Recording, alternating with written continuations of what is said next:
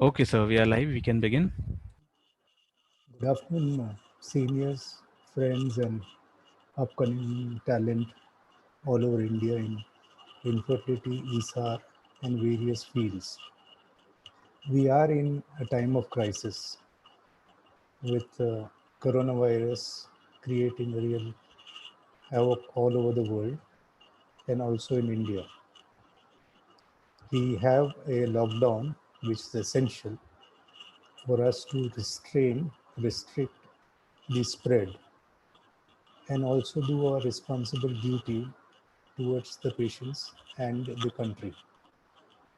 Obviously, being progressive people, we even if we are locked down, we are passionate to educate, to learn, to see that we utilize our time most appropriately in the larger interests of women's healthcare and especially the infertility patients. At the outset, I feel very privileged not only to be the ISAR president, but also we had a theme in our mind, is advanced infertility management at the doorstep. And thanks to Zydus, and thanks to DocMode, and thanks to the entire team within ISAR, Jaideep Malhotra downwards, various other people, Kedar and so many other, that we are having this webcast, and by different experts, different people, enjoy it, tell people to participate. You have a box wherein you can ask questions, and intentionally we have selected subject which has the biggest controversy in the world. Though we've understood coronavirus much better in current period of time, for 150 years, gynecologists have yet to understand fibroids. So I'll be sharing with you the current understanding in management of fibroid, especially in relation to infertility, ART, and the newer facts to broaden the horizon of our thought process to give effective services. The capacity to learn is a gift, the ability to learn is a skill, and the willingness to learn is our choice. And that is what all of you are exercising right now by listening to this webcast. And I urge each and every person in ESAR, within ESAR, in post, in state chapters, to involve people in sharing their experiences, knowledge, and remain at a distance, but distant learning should be compassionately done. Some of the best clinical assistants of mine always ask a question, sir, how come so many gynecs are such big gynecs? And then suddenly you look at them and they say that fibroids are there for 150 years or more. But still, nobody really knows what causes fibroid.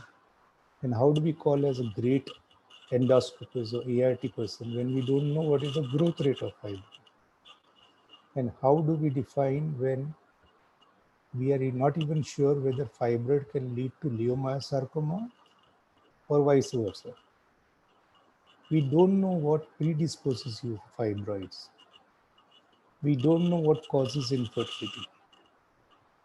But 38 to 40,000 gynecologists, all of us are genius because we have fixed clear answers for treatment of fibroid, a subject which we don't know, but we have conclusions which are self-imposed. We were worried about fibroids in 1993, and a research over 27 years with 9,230 cases of fibroid, we started evaluating each parameters: risk, what prevents, growth, whether fast growth, does it have any connection with sarcoma, is fibroid like thyroid, a hormone impact is created or not, impact on infertility and ART. And it's interesting that people seeking fertility assistance, of that 27% have fibroid. Though with us, we have around 50% because it's a referral center for fibroid.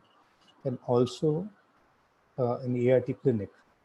Then outcomes of pregnancy with fibroid, wherein it causes so many things, which can be 41% abortion, PPRON, malpresentation, various other things. We have laparoscopic removal of fibroid in almost more than 10,000 cases. Post-myomectomy outcome in terms of fertility, rupture, path-breaking research wherein we found and concluded that fibroid itself produced prolactin, and it had 3 times higher level of aromatase, which means non-functioning estrone was converted to estradiol. Hence, we have localized hyperprolactinemia and localized hyperestrogenemia, which can be more detrimental than only thinking of a submucous fibroid, because this can be produced anywhere. Now, there is no debate when we go inside a cavity, because we have our experience from intrauterine devices.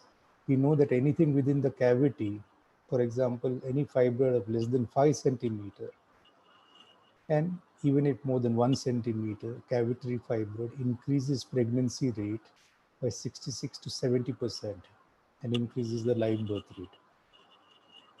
Also, it's very clear that if there is a single large giant ischemic polyp, or there's multiple polyp in the upper part of the uterus, pregnancy rate after removal is 31 to 41%. Cumulative pregnancy of 12% is for insignificant fibroid. With office hysteroscopy coming in, micropolypi, inflammation opens a new chapter. So we are clear as far as the cavity is concerned. We don't have much confusion. We are also clear that since fibroid is such a common finding in women, almost 40% of fibroid needs no treatment at all, because they are neither causing infertility, they are neither causing excessive bleeding, they are neither causing abortion, neither causing painful period, neither causing pressure effects.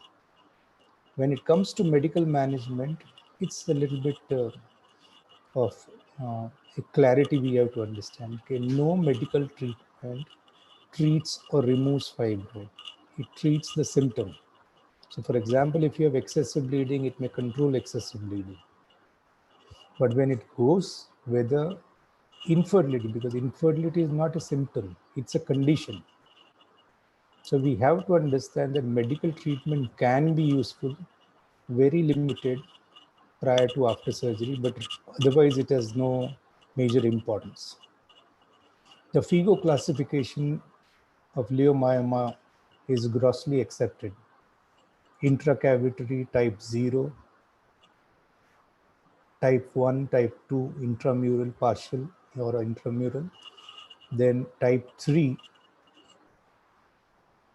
type 4, which is totally intramural, type 3 is touching the endometrium, type 5, which is away from the endometrium, more towards the serosa, type 6 is more subserosal, type 7 is totally pedunculated. And there are many other locations wherein the fibroid can be, maybe cervical, maybe broad ligament, maybe on the round ligament, maybe parasitic. However, this classification is usually accepted. Now, which fibroids will cause or affect fertility? Obviously, all of us are brainwashed for 2 to 3 decades. Submucous, submucous, submucous, submucous, and submucous, and submucous. Not knowing the fact that only 15% of the fibroid are submucous.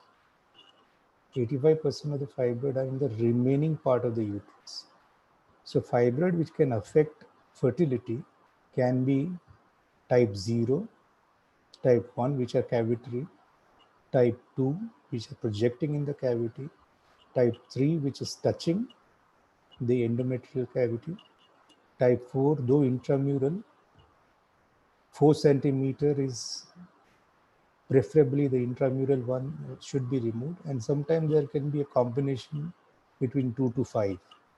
So different location of the fibroid can be causing fertility issue.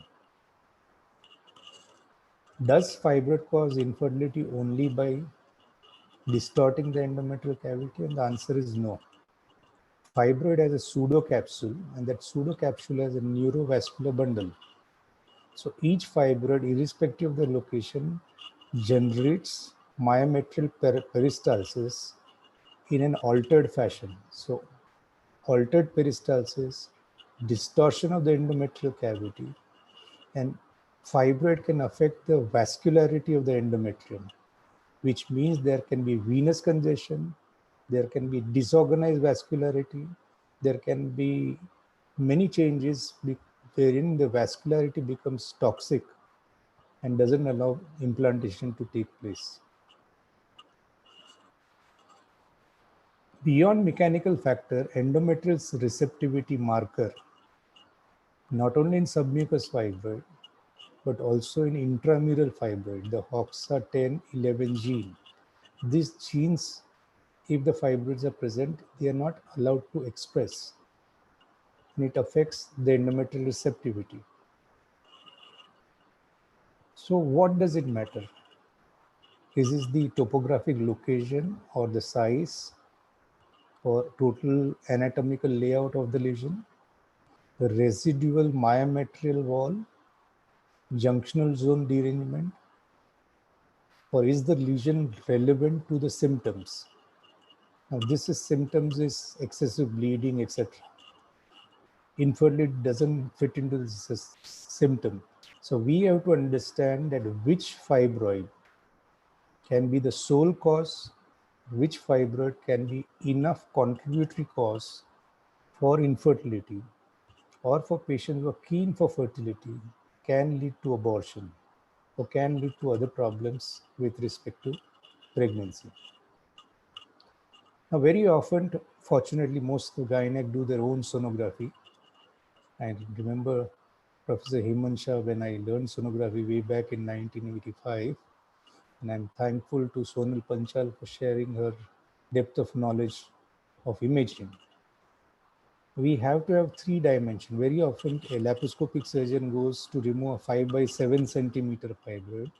And when we go ahead, we find that suddenly the size was actually 10 centimeter. Because every fibroid has 3 measurements. So you have to always tell the longest measurement as the first measurement. So it may be 10 by 7 by 5. So sometime if you miss the 10, the size may be incorrect. Then where is the location of the fibroid? Because upper and middle third has more impact. Where it's anterior, posterior, lateral, how much penetration is there into the myometrium, how much involvement of the endometrium is there. Mapping, we are aware that many expert sonography centers have a unique system of mapping the lesion of fibroid in such an accurate fashion that it becomes quite easy for a consultant to realize number, size, location, etc., and the importance of how to do a surgical approach if it is necessary. Now, sonography, it's a dynamic condition. So when you're doing sonography, you will be doing in one plane, which is this. Then you'll do side to side planes. Then you will do it in horizontal plane. Then you will do from up to down.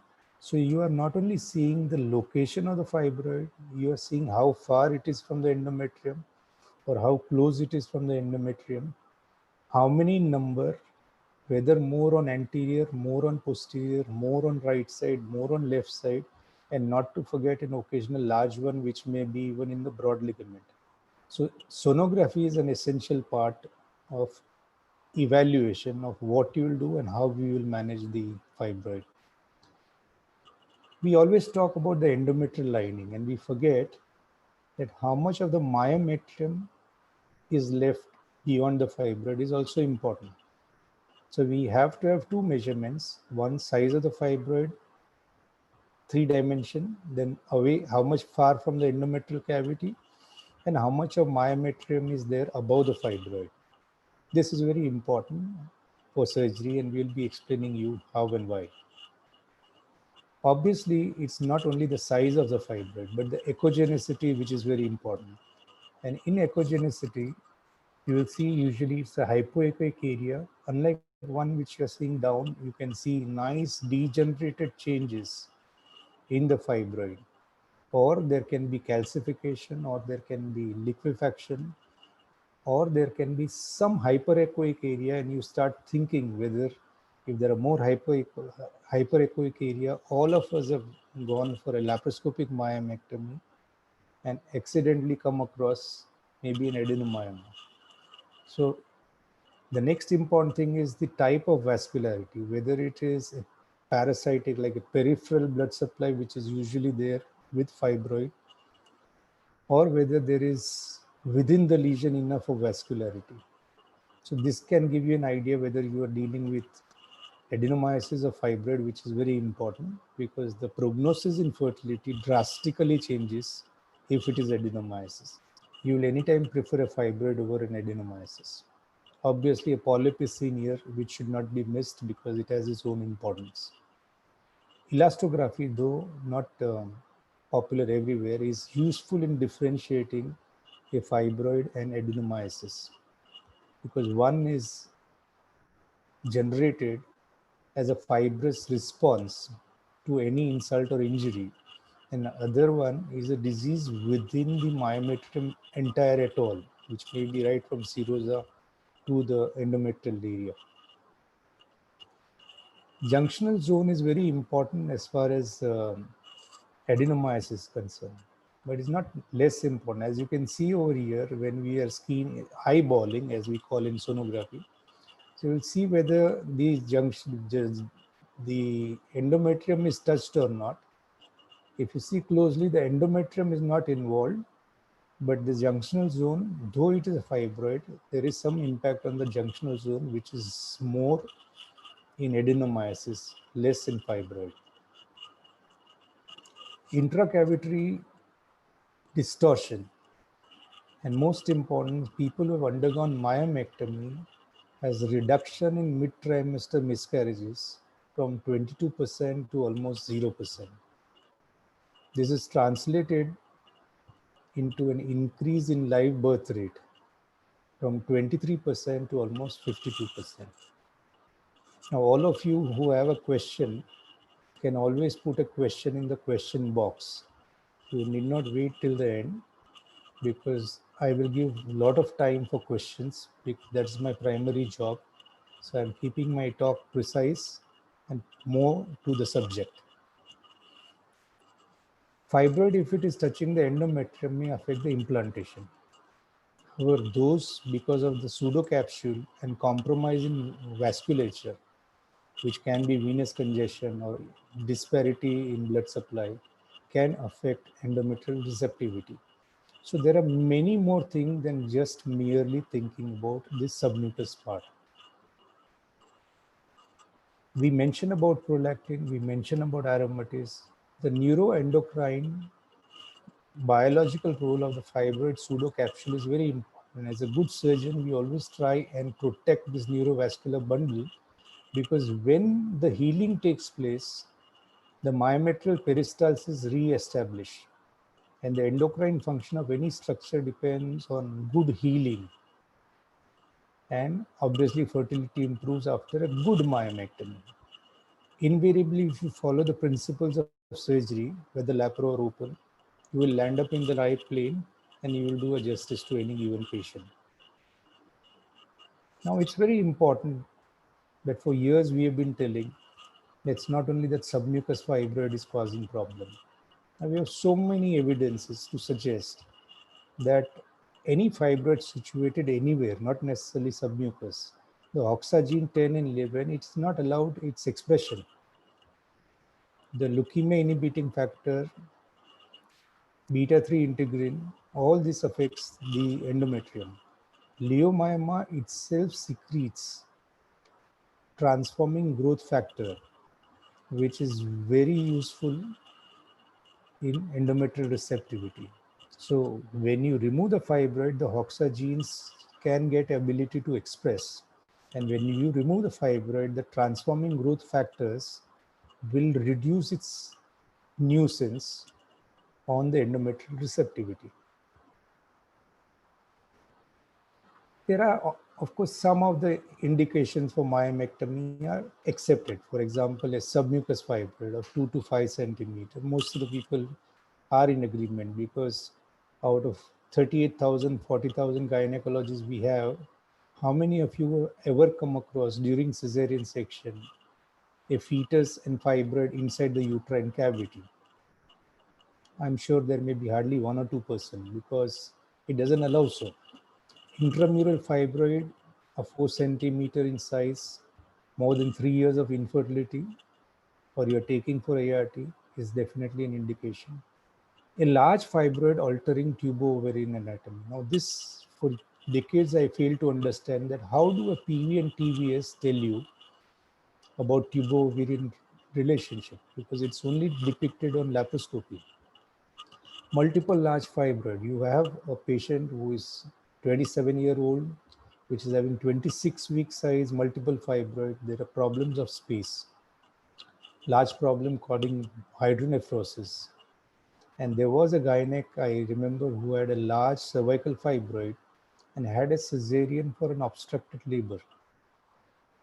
And she was brought for a laparoscopic myomectomy when the fibroid was removed vaginally because it was almost projecting posteriorly quite easily. We have added an indication, raised prolactin, any patient of fibroid having history of abortion. And 41% abortion or pregnancy loss can go to 19%. Donor oocyte recipient is something exceptional, as we'll come to that. We always feel that sometimes at 40 years, 70% of the white female and 80% of the black females do have fibroid. And we see patients of multiple fibroid at 42 and we say there is no problem. She has a 15-year-old child and she has 13-year-old child. But nobody has seen whether at that time those fibroids are present. But conclusions are drawn that, oh, there were so many fibroids, there is no problem. There is no debate that we have come across patients of multiple fibroid with pregnancy. And if taken care, they can go to sufficient period of time. There is no debate about it. It's not that every fibroid is going to cause infertility or cause a problem. But you have to be, at least I am very clear that we write very categorically, if there is no indication for removal of fibroid, it is written on the paper that she doesn't need removal of fibroid for benefit of fertility. So you have to be very defined in any time, and more so today. I'm not going to go into details of the technical aspects of myomectomy or laparoscopic myomectomy because that's not the agenda of today's talk. Today's agenda is only conception, avoiding abortions, and finding out the way of negating the effects of fibroid on the women's health.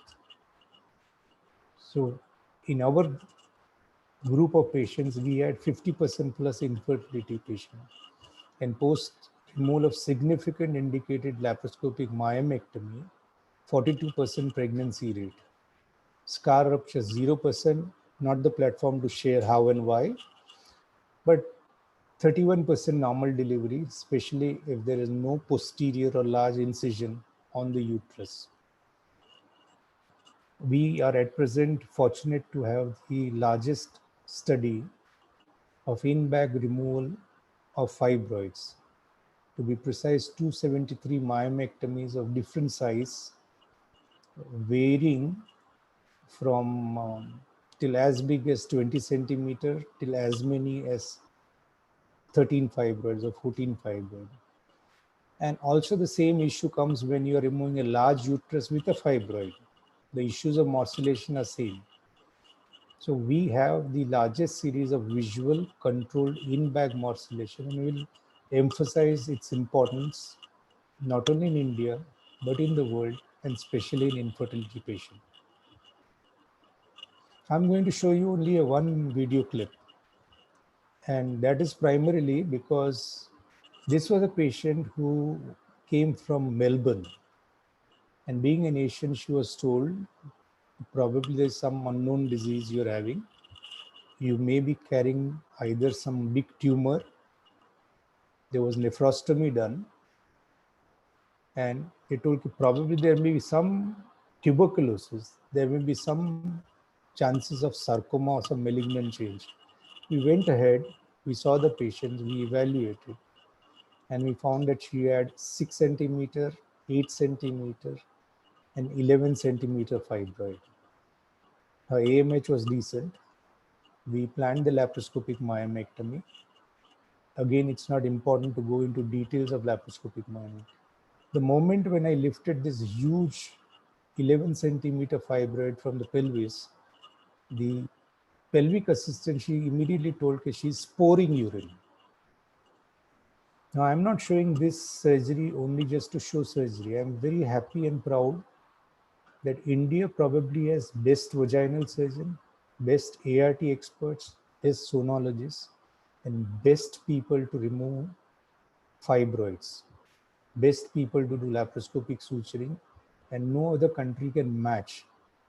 This in-bag visual morcellation, which we use the Morcave bag, here I put the 11 centimeter fibroid. This bag is unique because it can have 1600 cc to 2100 cc volume, and it can take big fibroids. So all these fibroids are kept inside the bag, and the art of using bag has mastered mainly in India. You remove the mouth of the bag from the normal port, left lower port, and through the umbilical port you pass the optics and create a pneumoperitoneum.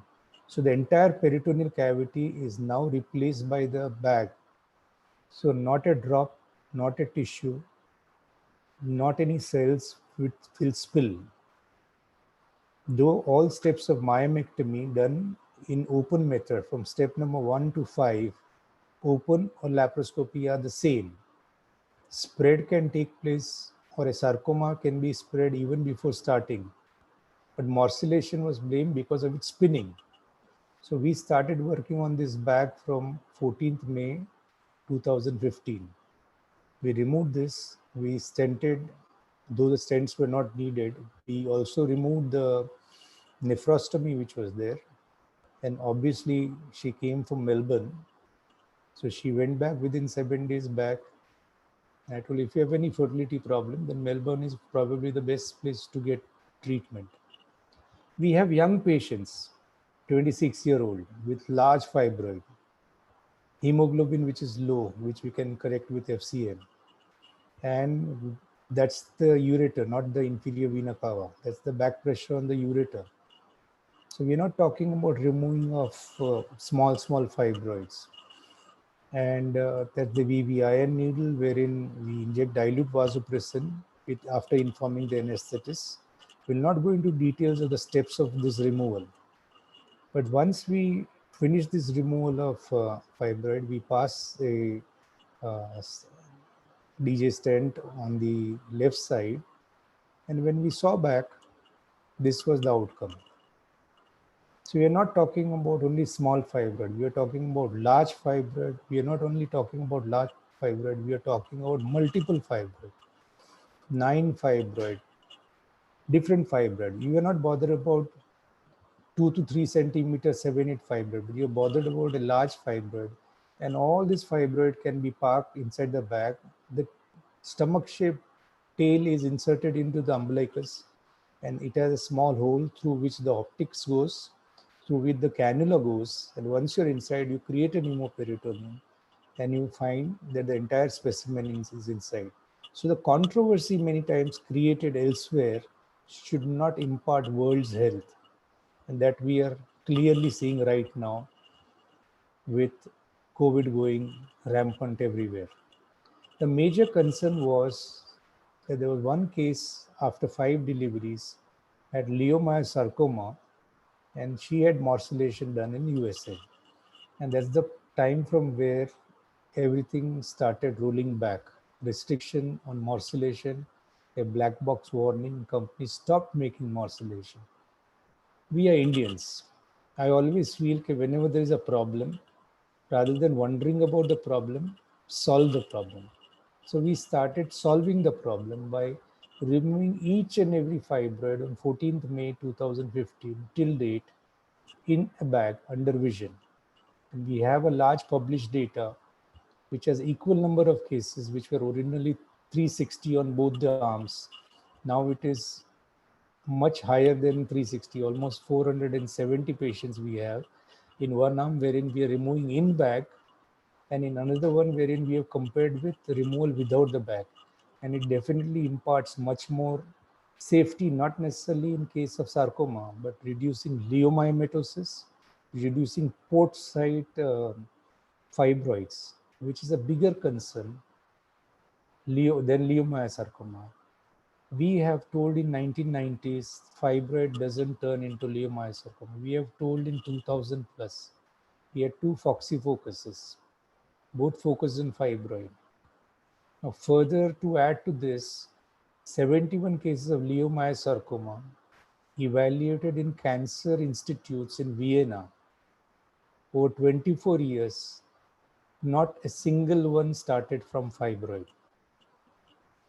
Current textbook of Novak, volume 2, clearly mentions that the genes of fibroid and leiomyosarcoma, one is gene expression and other one is gene suppression. It goes to an extent to tell it is not possible for a fibroid to ever change into leiomyosarcoma, or both of them really actually coexisting. Coexistence can take place only because the incidence of fibroid are high. I've spoken to so many onco specialists who are laparoscopic surgeon and friend of mine.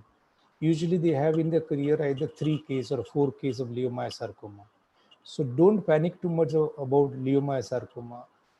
Please give the benefit of minimal access surgery to deserving infertile couples and young patients who can be benefited by morcellation, preferably in bag. The rest, it depends on your choice.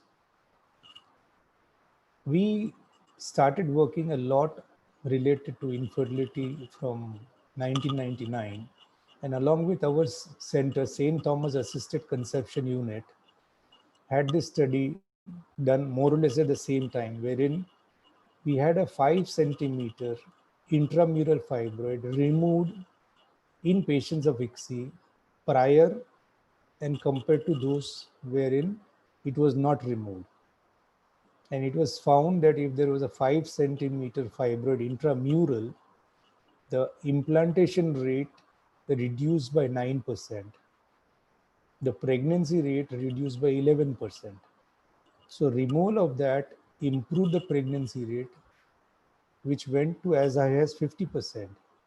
And along with Eric Saray and our center, we are surprised that why does donor oocyte in a myomectomy have such a high success, which means that myoma situated anywhere, it is producing many things, not just touching the endometrial cavity. And that is where you have to start thinking and start believing. Okay, open your brains till it doesn't fall out, but trust what you have proved. Obviously, there is no debate if there's serosal fibroid or there's no fibroid, pregnancy rate will be better after ART. But if there is a submucous fibroid, 70% decrease in pregnancy rate, 72% decrease in implantation, double the abortion rate. Obviously, those group of fibroid you will remove. Intramuscular fibroid, intramural fibroid, 4 to 5 centimeter. There are many who even go to 2.85. I don't accept that a 2.85, but there are many papers who say that also should be removed. Adhesions, as far as open or laparoscopy is concerned, adhesions will be less with laparoscopy, but the outcome, if you're going to do a myomectomy, is same. However, you have to remember that if you're removing 11 centimeter fibroid from a patient who is your daughter or your daughter-in-law, whether you will prefer at 26 years to remove by open surgery or do laparoscopy till you morcellate, and like how it is done in many places in America and all, widen the incision of laparoscopy, totally diluting the importance of minimal access surgery. It is not by accident that sun rises in the east. It's not by accident good vaginal surgeons are in the east. It's not by accident great laparoscopic surgeons are in the East. It's not by accident that a lot of research is done on fibroid in the East. And it's also not by accident that we have the largest number of in-bag morcellation. We in India have to learn to believe our scientific work, plus document it, because that's most important. If you don't document, it doesn't really make any meaning. Fritz clearly points out that irrespective of the location of fibroid, implantation is affected. Further, SOGC clearly mentions any fibroid which is touching the endometrial cavity will have negative impact on implantation, clinical pregnancy, miscarriages, live birth rate, and ongoing pregnancy. Something very interesting. Of course, intramural, we know reduction of implantation by 7 to 8%, pregnancy rate by 13%, and live birth rate almost 14%. Any fibroid more than 7 centimeter in size, unless it is serosal and has a long-standing infertility and you're taking up for IVF, it's better to remove that fibroid. And Sunkara, of course, subserosal doesn't have any impact. Sunkara had this beautiful study wherein 6,087 patients of IVF cycles with non-cavity distorting intramural fibroid and found that it reduced live birth rate to 21%, cumulative pregnancy rate 15%, which means if they are removed, you will have 21% higher pregnancy rate, live birth rate, and pregnancy rate will improve by 15%. So at the end of the day, we have to understand, hey, have we to close our brain to submucous, submucous, submucous, submucous, or we enlarge our vision? There's so much of data. Every infertility specialist has their own yardstick that this fibroid should be removed, this should not be removed. If I can produce great embryo, it's fine. Seed of the soil, that's the theme. If the soil is not proper, what are you harvesting? So you have to understand that type 0, type 1, type 2, distorting the endometrial cavity and vascularity has to be removed. Those situated more in the 1/3 towards the endometrium has to be removed. Type 3, interfering vascularity has to be removed. Type 4, disturbing peristalsis and disturbing vascularity has to be removed. Fibroid situated in the upper endometrial cavity or close to the cornu has to be removed. Intramural fibroid of more than 4 centimeter has to be removed. Number doesn't matter. You may have 2 centimeter, 10 fibroid, ignore them. But if you have one more than 7 centimeter fibroid, that should be removed. Raised prolactin, that should be removed. And if they have history of previous abortion, that should be removed. This is what I was trying to tell in my message, that we have to have a paradigm shift in our thought process to stop believing that when it is fibroid, it is only submucous, which is only 15% of the fibroid. And the load of fibroid in India is at least 16 million patients. So we have to understand, you don't get lost to the pathology, but you understand what the patient deserves. That is what we have to try. That is what we have to do. That is what we have to understand. You are a great ERT consultant. You can take help of a good endoscopist. If a laparoscopic surgeon says every fibroid I should remove, stop calling that laparoscopic surgeon, because it is a symbiosis between the three specialties: imaging, laparoscopy, hysteroscopy, and ART, which clearly tells you that which fibroid should be removed. And we have at least 30 ART consultants whose endoscopic surgery we have been managing. So we have good data, robust data, adequate amount of evidence, good amount of literature backed to suggest widen your horizon and start thinking. Finally, in conclusion, you have to have few important take-home message. I think so you got a lot of message.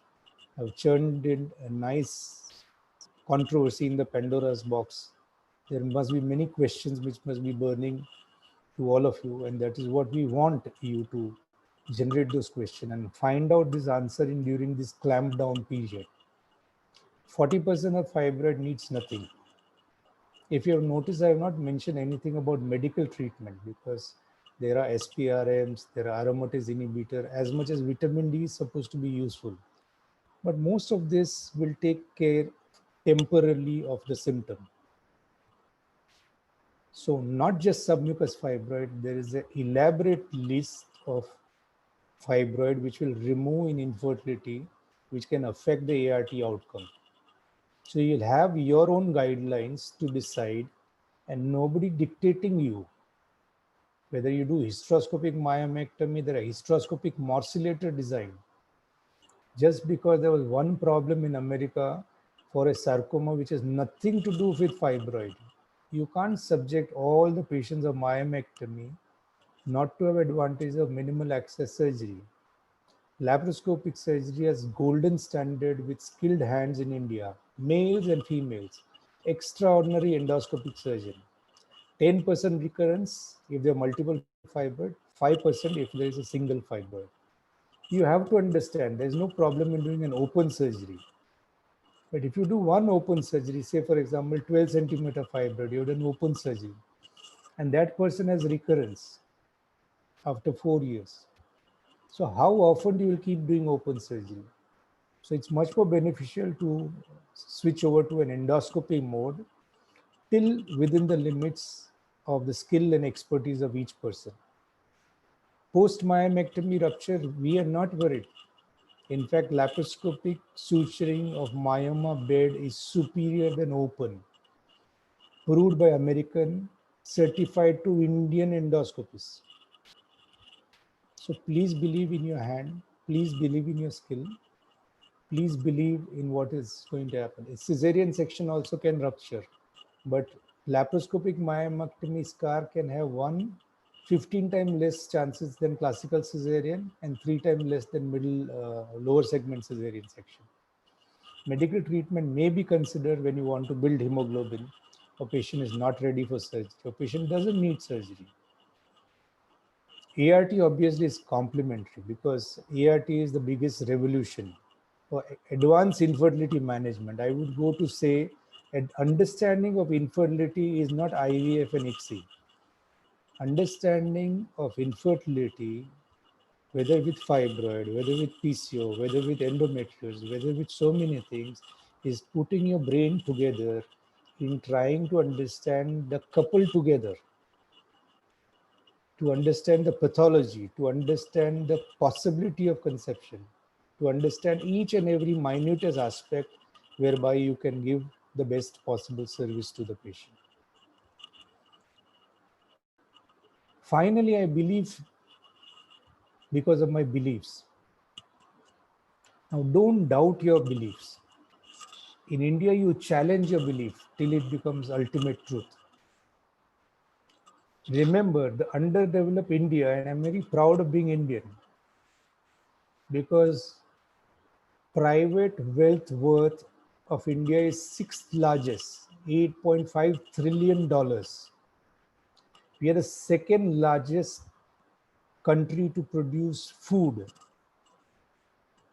We are fourth in innovation, which is going to change rapidly because first is America, second is China, third is Japan, and fourth is we. And most important, in 2020, we are having many things which are a little bit sad. But in India, we chase perfection. When we chase perfection, we can catch at least excellence. The most important part about 2020 is 2020 marks India as the biggest nation of young Indians, 20 to 30. I always used to feel that we had opened up a book on writing our own destiny. And I realized that we could be successful over 2.5 to 3 decades to only write the table of contents of that. And the young India, the new upcoming talent of India are going to write the history with none other than Swami Vivekananda. and none other than American biggest scholar predicted long time back.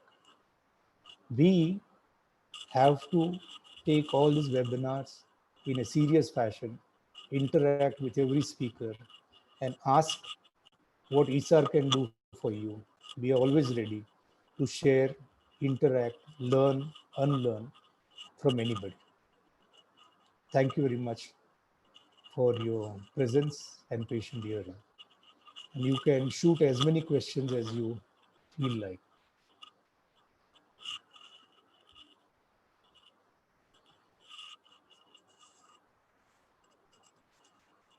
Uh, Dr. Jayesh Shah from Surat. What are the classifications of fibroid other than the basic and the differential sign it may bear? Now, classification, if we go in older terminology, it was submucous, intramural, then subserosal, serosal, and parasitic. So FIGO has standardized it. And differential sign, for example, if you have a subserosal fibroid, then probably subserosal fibroid may not have any symptoms except a pressure symptom if it is anterior. However, if you have a submucous fibroid or intramural fibroid or large fibroid, it can cause either excessive bleeding, dysmenorrhea, may occasionally be a cause of infertility or a cause for abortion. Dr.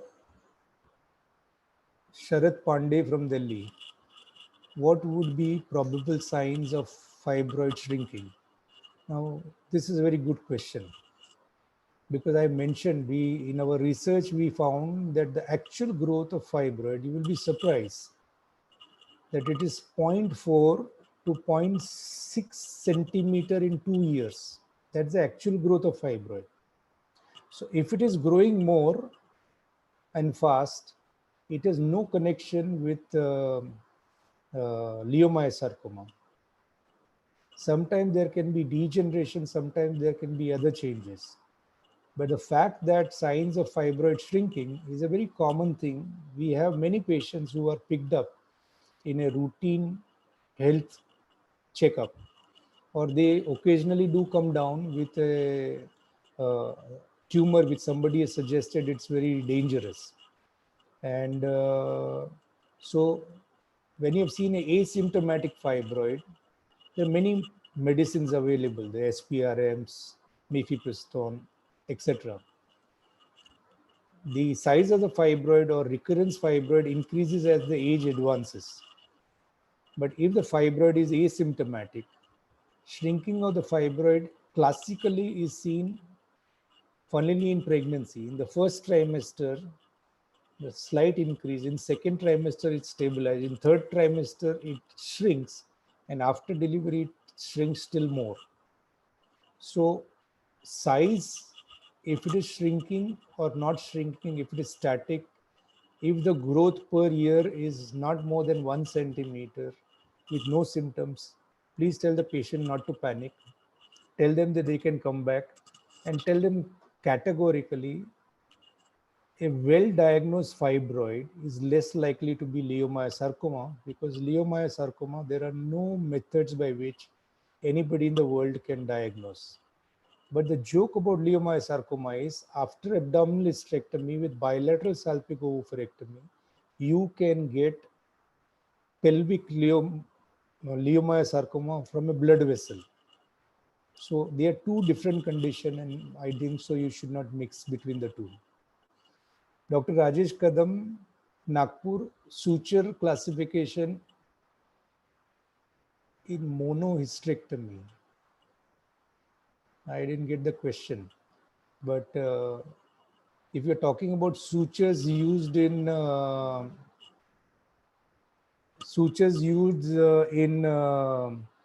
myomectomy, we started with Vicryl, which was 101 number. Then we moved to Barb suture. Then we moved to V-lock, then Stratifix. V-lock and Stratifix are self-retaining. sutures which are knotless, which is excellent, which is one of the biggest progress in terms of suturing. You can do a 2-layer closure, and especially second layer, you can do a baseball suture. But barbed or V-lock is not suitable for all, because if you may have smaller fibroid or low posterior, then you can have different fibroids. Kokila Patil from Dhule, what are the steps of fibroid treatment in pregnancy? Some suggest about drugs, recommendation to treat fibroids. So most important message, it's a very good question. When a patient comes with pregnancy and fibroid, the most important aspect you have to emphasize is, if the patient wants pregnancy, tell the patient not to be scared. I've seen many times people advising termination of pregnancy, then asking them, you remove the fibroid and then you will go for pregnancy. Personally, if at all there is anything which is going to happen in pregnancy, it may be an abortion, which is inevitable. But I think so if you support pregnancy, then you can expect little bit higher chances of malpresentation depending on location, PPROM, and other thing. There's no need to give additional medicine, and don't give very specific medicine, which may be SPRM, which is out of question in pregnancy, mifepristone again out of question. Some suggest about drugs recommended. I think so Tushar Garde in Pune is probably asking about side effects of the drug. One new drug which we had brought, a lot of us had brought, the ulipristal acetate, the SPROM, which is useful in controlling symptoms in fibroid like bleeding. However, there were reports of 7 patients having liver failure out of 8 patients out of 7,65,000. To be very honest, I fail to understand if 7,65,000 patients have already got ulipristal acetate. It itself is a milestone. But considering in gynec, you don't have even one gynec who has liver failure. So 1 in 1 lakh also is a high amount of liver failure, which should not be accepted. So if you use SPRM, then you have to use after doing LFT, because Indian FDA has not banned. The European Medical Association permits its use by doing liver function during, after completion, and you can use in certain cases. Mifepristone was used in AIIMS itself. It is also a drug which can be useful with not much of side effects. Vartika Kesharani from Calcutta, 4 centimeter posterior low wall fibroid, 1 centimeter away from cavity. She has good chance to conceive with good infertility management. But if she's having long-standing infertility and you are taking her up for ART, current suggestion is that you can do a laparoscopic myomectomy and then do an ART maybe after 2 months. I'll give you a very classical example. We had a 50-year-old patient who was not conceiving with 6 IVF. She came with 7 centimeter and 8 centimeter fibroid. We did a laparoscopic myomectomy, and immediately after that, we had learned blastocyst transfer from Sydney IVF. And we used that in her case. And at 51 years, on 28 December 2001, she delivered twins, one 1.9, one 2.4 kg. So you have to take on individual basis. Dr. Asha Kulkarni from Nagpur, how effective is GnRH in treating fibroid or others? Though we understand fibroid are not cancerous, the tumor from a non-malignant one. Yeah. GnRH has only one role. If the patient is having low hemoglobin, then you can give GnRH to reduce vascularity prior to a hysteroscopic surgery and to build the hemoglobin. And as far as differentiating fibroid, if you have a typical hypoechoic area with peripheral increase in vascularity, with some area of degeneration or some area of calcification, you or your sonology expert can, with a reasonable accuracy, feel that this is fibroid. Degeneration you can make out, calcification you can make out. A typical sarcoma is very difficult to find out on sonography.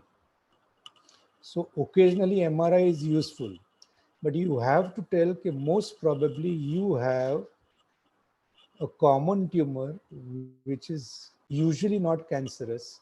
There is some misunderstanding going in America. If you see current situation of COVID, I was just talking to a friend of mine yesterday in America and also a friend of mine in Italy. Italy has seen all the things happening. In America, in many states, still they are moving around. So you have to understand that no one country or no one person is totally correct as far as science is concerned. Uh, Tushar Singh from Delhi, though we understand fibroids are not cancers, I think so I've answered this. Dr. Shalini Malhotra from Faridabad. Sir, can you explain under the situation or circumstances recommended? Situation and circumstances. Which situation, which circumstances?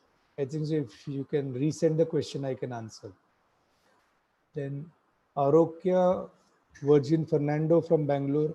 If the intramural fibroid is less than 4 centimeter, what should be if it doesn't impair? As I told you, there are some study wherein they do suggest that 2.4 centimeter, 2.8 centimeter also they remove. I think so if we will dig a mountain to remove every mole, then probably we can, because you have to remember that fibroid is an irritant response to myoma having a fibrous response. So you will do surgery at a certain cutoff. So if it's 3 centimeter, if you ask me, I don't operate. Ifra Iqbal from Calcutta, after doing myomectomy, should we directly go for ART? After any myomectomy, you can plan conception within 2 cycles. There are no evidence to suggest that waiting for 6 months is useful, because healing will take place easily within 6 weeks after any surgery. And secondly, we had an interesting case from Nagpur wherein we operated that patient with 12 years of infertility, 14 centimeter fibroid, and because we had batch to batch surgery, we operated on day 5. And the ART expert forgot to tell the patient not to have relation. And she called me immediately when the periods were missed. She called, okay, sir, in the same cycle, she has conceived. So I told you, don't have to worry, because she'll take another 8 months to deliver. So there is enough time for myometrium to reorganize. And as we told, the neurovascular bundle of the fibroid capsule is useful. So you need not literally worry too much. Shalini Malhotra from Faridabad, under the current situation circumstances, I think so you may be talking about morcellation. In the current situation and circumstances, you have to take an informed consent from the patient that we will be doing laparoscopic surgery and laparoscopic morcellation in your case, in your situation, knowing very well that according to our accurate assessment, this is most likely to be fibroid, and we will preferably remove in a bag to reduce the spread, which can lead to leiomyomatosis and also port side fibroid. However, as far as cancer is concerned, there is no confirmed news that it can lead to leiomyosarcoma. It's totally a different pathology. Probably coming to the last question, I believe. Lucknow Nija, you said that healing takes place within 2 months of myomectomy. Is this applicable? See, if it's a subserosal fibroid and you have hardly just made a small incision, first of all, why remove a subserosal fibroid? We are talking wherein your incision is at least 4 to 5 centimeter or bigger on the myometrium. anterior or posterior. That doesn't take more than 6 weeks to heal. Rupture of uterus after a good myomectomy in the hands of expert is an exceptionally rare situation. And World Fibroid Authority clearly tells that rupture is underreported after open surgery. So that is the reason why you have to remember that master the art of suturing from any Indian and laparoscopic removal probably will give the best service. I think so we are coming to close of time. Thank you very much. Remain with SR. I thank Jaideep Malhotra. I thank DocMod. I thank Kedar Gangla. I thank Zydus for having this wonderful program, and we are coming with lot of new ideas to spread education and make healthcare safe for women.